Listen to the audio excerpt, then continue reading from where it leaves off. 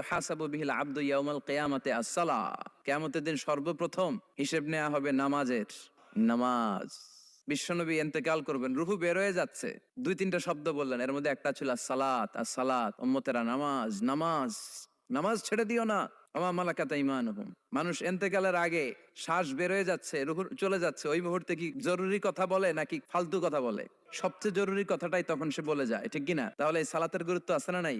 আল্লাহ ডেকে বলে, গোলাম তোরা যদি ভুল না করতি, তোরা যদি পাপ না করতি, তোরা যদি অন্যায় না করতি, তোদেরকে ধ্বংস করে দিয়ে এমন একটা জাতি আমি এই দুনিয়ার বুকে তৈরি করতাম যারা সকালবেলা ভুল করে দুপুরে মাফ চাইতো, দুপুরে ভুল করে রাত্রে মাফ চাইতো, আজকে ভুল করে আগামীকাল মাফ চাইতো, আর আমি আল্লাহ গুনাহগুলো তাদের সব ক্ষমা করে দিতাম। ক্ষমা করে দিতে আল্লাহর বড্ড ভাল লাগে। বান্দা আল্লাহর কাছে বারবার চাক, চোখের পানি ছাড়ুক, এটা আল্লাহ পছন্দ করে। চোখের পানির যে কত পাওয়ার আপনি কল্পনাই করতে পারবেন না। অনুশোচনার চোখের পানি চোখ বেয়ে নাকের ডগা পেয়ে জমিনে পড়ার আগেই আল্লাহ এই বান্দারে মাফ করে দেয়। বিশ্বনবী ডেকে বলে, ও আমার উম্মতেরা শোনো, আল্লাহর কাছে দুনিয়ার মানুষদের দুই ফোঁটা পানি সবচেয়ে প্রিয়। এক হলো জিহাদের ময়দানে রক্তের ফোঁটা, দুই হলো অনুতপ্ত বান্দার চোখের পানির ফোঁটা। কত ভুল আপনি করেছেন, কত অন্যায় আপনি করেছেন, কত পাপ আপনার হয়েছে, কত মিথ্যা আপনি বলেছেন, কয় ওয়াক্ত নামাজ ছেড়েছেন, কয় লাখ টাকা ঘুষ খেয়েছেন, কত যৌতুক আপনি খেয়েছেন, কত মিথ্যা আপনি বলেছেন। আপনার পাপ যত বড় হোক, যত বিশাল হোক, যত বেশি হোক, আল্লাহর দয়ার পরিসীমা তার চাইতেও বড়।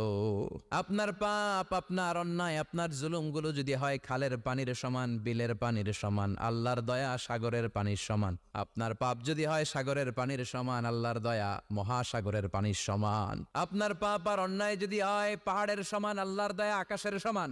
আপনার পাপ যদি হয় আকাশের সমান, আল্লাহর দয়া আরশের সমান। এজন্য আল্লাহ বললেন, ইয়া আইয়ুহাল্লাযীনা আমানু তুবু ইলাল্লাহি তাওবাতান নাসুহা।